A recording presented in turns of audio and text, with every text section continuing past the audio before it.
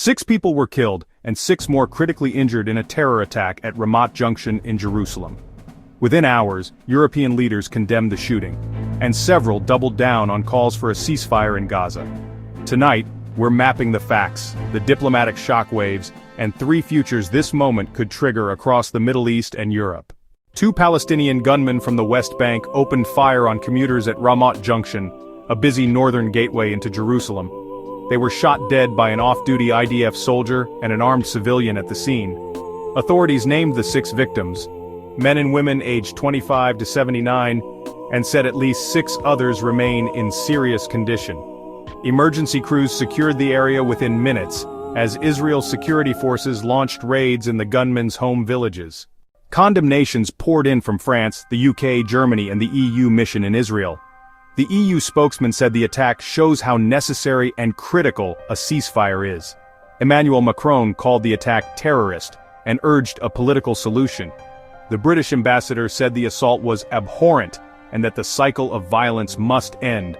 Germany's foreign minister used the word cowardly and sent condolences. The EU envoy stressed, terrorism and violence against civilians are never justified. The UAE also condemned the shooting in the strongest terms, underscoring regional concern even among states with normalized ties to Israel. In Jerusalem, leaders vowed to intensify West Bank counter-terror operations. Foreign Minister Gideon Sa'ar cited the attack as evidence against establishing a Palestinian state under the current Palestinian Authority. Meanwhile, Israel's relations with Paris are tense. Reports say Jerusalem declined a Macron visit amid France's push for UN recognition of Palestinian statehood. The government is also battling global headwinds over the wider Gaza war, with officials warning Israel is paying the price on the world stage. The PA presidency issued a rare condemnation of harm to civilians on both sides and said security and stability require ending the occupation and achieving Palestinian statehood. It's a familiar message, but amid a mass casualty attack in Jerusalem, it lands in a political hurricane. This attack hits in the middle of a longer conflict arc. Gaza war dynamics continue to ripple. Airstrikes, evacuation orders, hostage negotiations. Hezbollah activity in the north and Houthi strikes in the Red Sea widen the theater. European politics are shifting, sanctions debates, snapback threats on Iran, and domestic pressure over Gaza.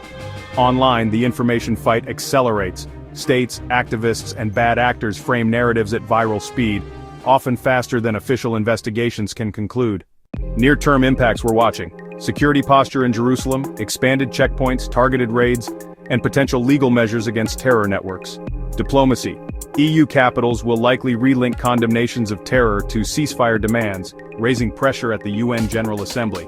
Regional ties. The UAE's strong condemnation coexists with warnings that normalization could be strained by any annexation steps or escalation in the West Bank. Domestic Israeli debate. Intensified arguments over deterrence versus diplomacy, and the strategic risks of global isolation during wartime. Future A ceasefire first diplomacy. EU pushes a ceasefire framework tied to hostage releases and humanitarian corridors.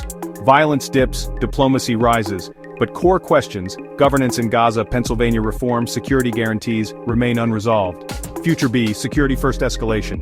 Israel intensifies operations, West Bank tension spikes, short-term deterrence, higher international backlash, diplomatic bandwidth narrows. Future C, hybrid track, limited pauses for humanitarian aims plus regional mediation, Qatar, Egypt, US toward phased arrangements. Requires synchronized pressure on spoilers and strong verification on the ground. 6 lives were taken in minutes at Ramat Junction. Europe condemned it, and renewed its call to stop the war. Between grief and geopolitics lies a hard question. Can policy bend reality toward fewer funerals? If this helped you cut through the noise, like the video, subscribe and tell us below. Which path, A, B, or C, actually reduces violence in the months ahead?